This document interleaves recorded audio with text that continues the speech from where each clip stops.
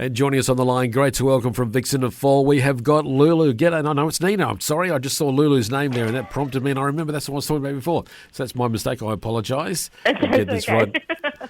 And joining us on the line, it's great to welcome back to Flow from Vixens of Fall. We have got Nina. G'day, Nina. How you doing today? I'm super well, Clayton. How are you going? Doing fantastic. Before we talk about me and you, we need to know about young Scout. How's Scout going? Oh, she's so fantastic. She's growing, and it's like just happening before our eyes. It's just going too fast. So I'm trying to lap it all up and capture every moment I can. How much space is left on your phone for photos? Not a lot. I actually got a brand new phone, and they asked me if I wanted a terabyte, and I should have probably gone for it. Yeah. I think you should have. You're going to regret that decision, I'll tell you now. Definitely. Oh, dear. Well, everybody else takes lots of photos of her too, so they can help me out with the capacity. How often are you singing to her? Every day. I actually sing her song to her to get her to sleep, and it works now, so that's good. Nice little lullaby.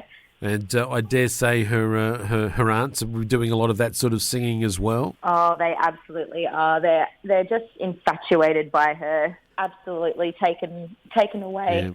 Yeah. She's such a good baby. She's so relaxed, and obviously she has her moments. You know, like yesterday in the car, I had to pull over on the side of the highway, but she is just a gem, and I'm extremely lucky to be her mum. Well, congrats. And I know last time I spoke with one of you girls, it was Lulu, and I think Scout was only a couple of weeks old. It was so close, and she was beside herself with excitement. So I can tell you're all excited at that, and I dare say that young Scout's the fourth member of the band. She is. That's how we became Vixens of Fall, you know? Not Fall, Fall.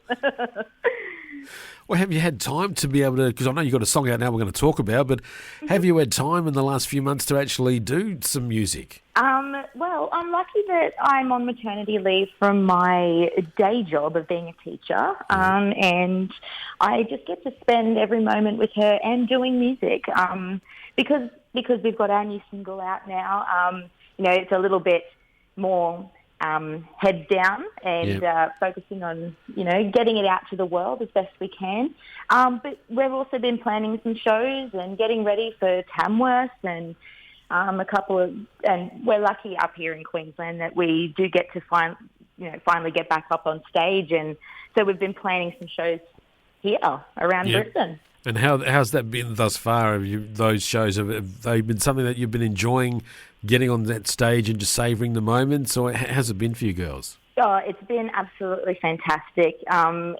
We all work really hard and rehearse behind the scenes to make sure that we put on a really fun show, and to be able to get back up and just sing to people and entertain them like we love to do has just been a real pleasure. And we've only had a couple of shows at the moment, but we've got more coming up in actually one next week, next Friday, and into December. So it's just going to be so good.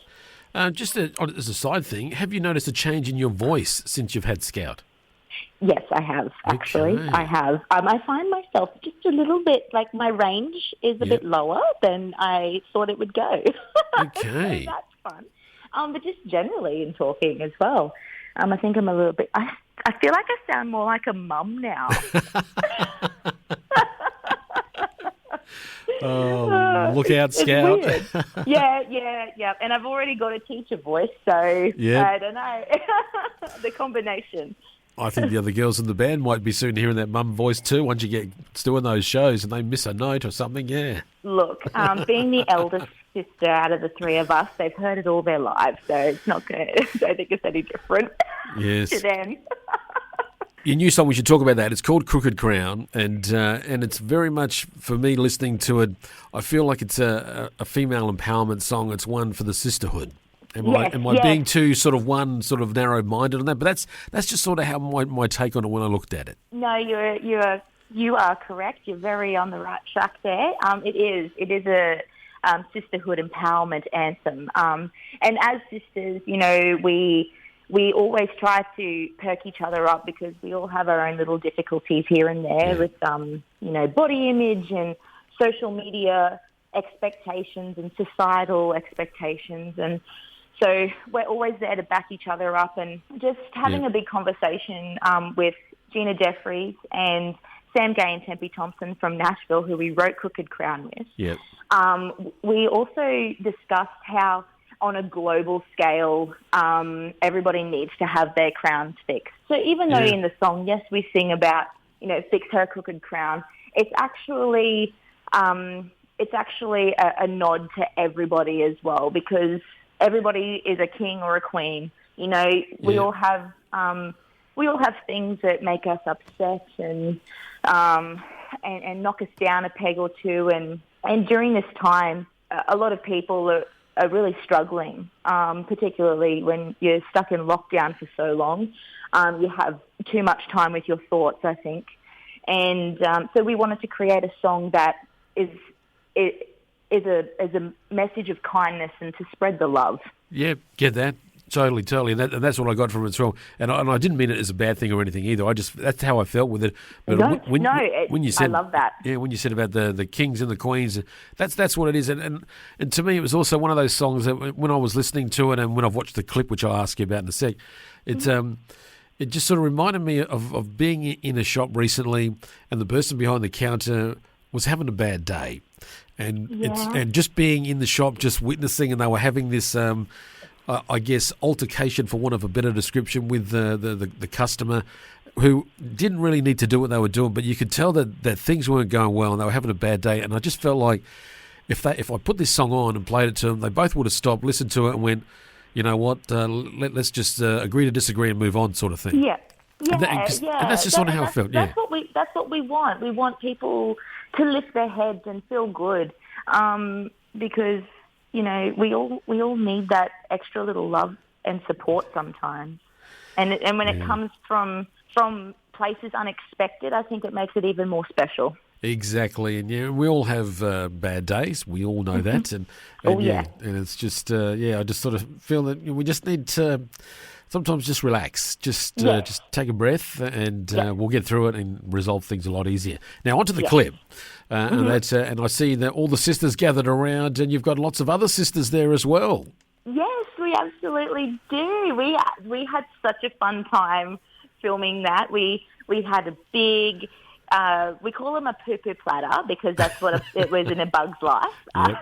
So that's what we've called it as we've grown up. But we had this big smorgasbord of chocolate and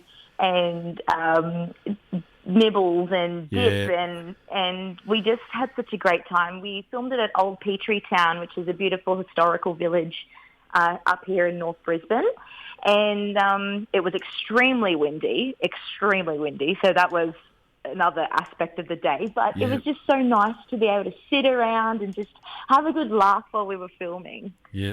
It's just a great clip looking at it, and I'm sort of freezing it at the moment on my screen on the all that food, and that looks good. It was delicious. It was delicious.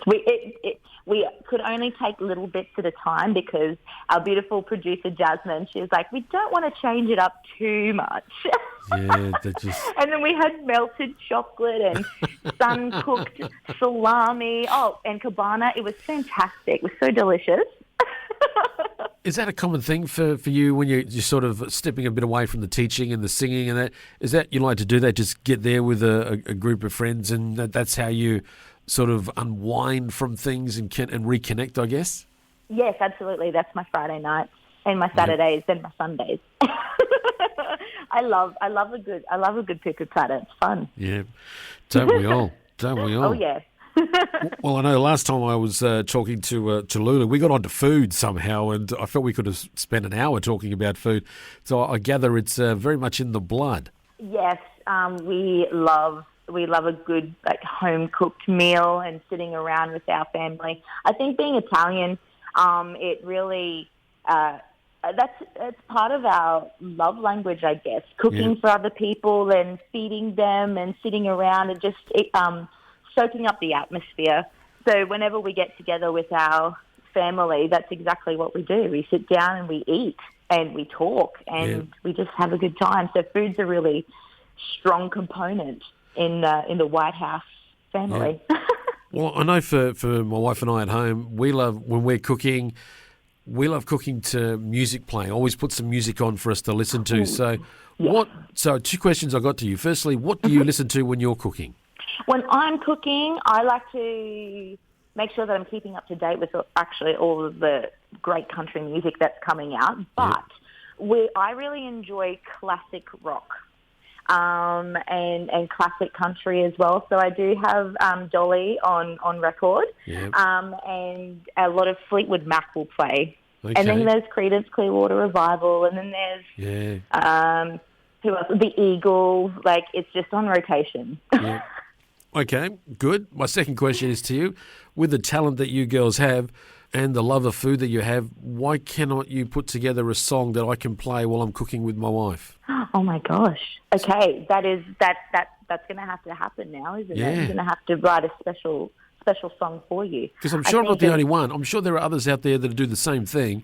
And you've got this love of food, and it's in I guess in the Italian DNA. I know from my Italian friends, we all love talking about food.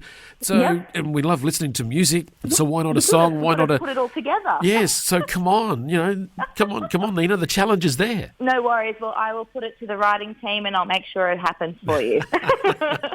Yes, because I'm thinking of a particular pasta dish that I'd like to have this song going while I'm preparing it. So. Oh, okay then. All right then. I'm gonna have to get thrifty and make it happen. Well, what's coming up? You've got the end of the year. You've got Christmas, and then we're getting into the New Year with Tamworth and all that. So, what's sort of the plans, and then into sort of 2022 as things are starting to loosen up for everyone? Well, obviously, just to be able to get back on the road, we got told yesterday that Anastasia is opening the borders for us. So, we're excited to be able to get our tushies down to Tamworth and cross the border.